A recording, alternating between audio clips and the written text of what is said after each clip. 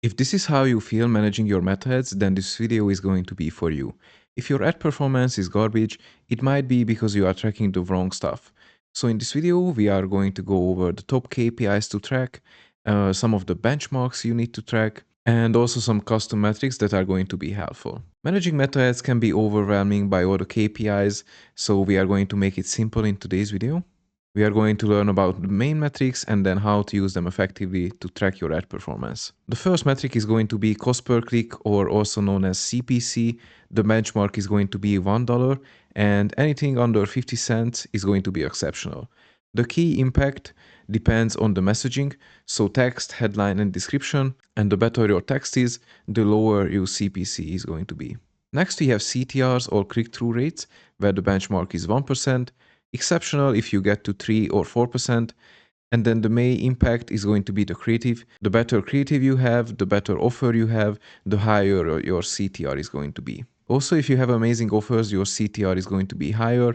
For example, a Black Friday or an Easter discount is going to increase your click-through rates. CPM is cost per mil, where the benchmark for US campaigns are $20 to $25, but this can range up to $50 and you can still be profitable, but the key impact is going to be the audience you are targeting and the competition in your field. If you have super high CPMs, up to $100, you might need to refine your audience, your messaging, or your creatives, because these all have an effect on your ad performance and the CPMs as well.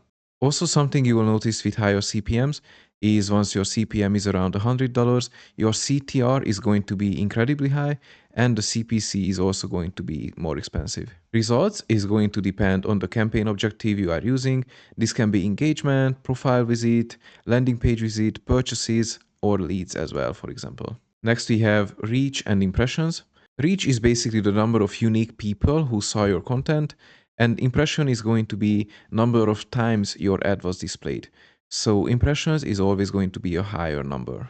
Frequency is coming from reach and impressions. A 5x frequency is going to mean that you reached 5 people, but your impression is going to be 25. Try to keep the frequency under 5 to 10x to avoid ad fatigue, especially going to be higher in retargeting campaigns and for small audiences. Link clicks and landing page views, it's important to track both metrics because they might click on your ad, but they are not going to visit your landing page.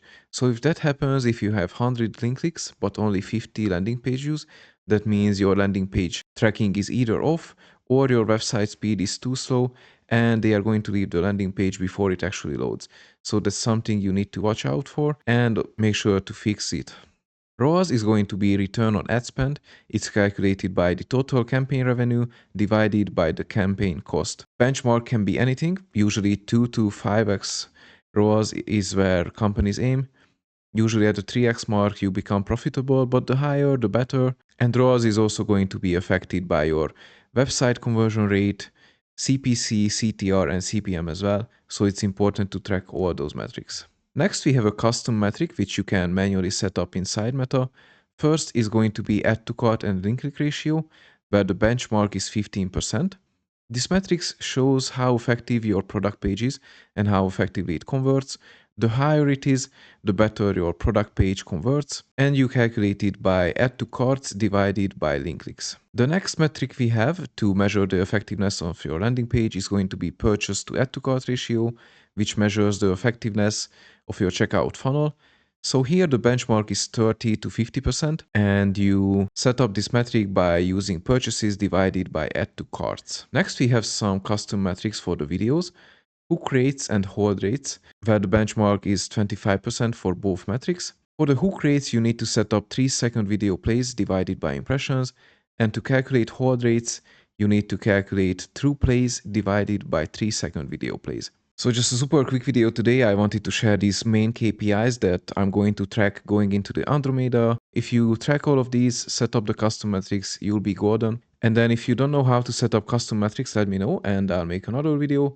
I already have some shorts on it. And if you are interested in more meta ad strategies, join my school community. It's free. Link in the description.